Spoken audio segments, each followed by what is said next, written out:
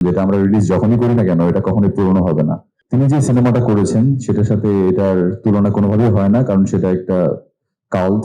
তার সিনেমা দেখেছিলাম ছোটবেলায় অনেক, যখন পিটিভি চলতো, পিটিভিতে দেখতাম তার সিনেমাগুলো, এবং মাসুদ রানা সিনেমাটাও দেখেছি। তার সাথে দেখা করতে পেরে অনেক ভালো এক্সপিরিয়েন্স হয়েছে আমার। তার কিছু কথা, তার কিছু উপদেশ আমার ভবিষ্যতে কাজে আসবে। এবং তিনি যে সিনেমাটা করেছেন সেটার সাথে এটার তুলনা কোনোভাবেই হয় না, কারণ সেটা একটা কাল্ট। সেটা একটা আপনি বলতে পারি যে একটা লেজেন্ডারি পর্যায়ে আছে, বিকজ বাংলাদেশের শুরুর দিকের সিনেমা সেটা। এক্সট্রিম মশার কয়েল প্ল্যান্ট ফাইবার দিয়ে তৈরি, ডেঙ্গু চিকুনগুনিয়া বাহি সহ যে কোনো মশার বিরুদ্ধে দেয় এক্সট্রিম সুরক্ষা। আর আমাদের এই সিনেমাটা আসলে বলতে পারেন যে 5 বছর আগে প্ল্যানিং করা সিনেমা। বাট এই সিনেমাটা আমরা যখন শুট করি, আমাদের স্ক্রিপ্টে যে প্ল্যানিং ছিল, স্ক্রিপ্টে ছিল সেটা আমাদের লাইক টাইমলেস টাইপ, যেটা আমরা যদি আর 10-15 বছর পরে রিলিজ করি, আই থিঙ্ক এটা পুরনো হবে না। আমাদের এই কনফিডেন্টটা ছিল। তো সেই জায়গা থেকে আমরা কনফিডেন্ট ছিলাম যেটা আমরা রিলিজ যখনই করি না কেন এটা কখনোই পুরনো হবে না।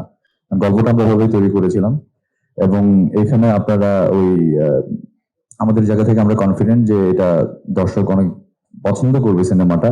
আর স্পেশালি মাসুদ রানা দেখতে যাওয়ার কারণ হিসেবে আমি দর্শকদের বলতে চাই যে আপনারা ইতিমধ্যে অনেক সিনেমা দেখেছেন, এবং ঈদে আরো অনেক ভালো ভালো সিনেমা আসছে, অনেক সুপারস্টার, মেগাস্টার সবার সিনেমা আসছেন। সবার সিনেমাগুলো আপনারা অবশ্যই দেখবেন।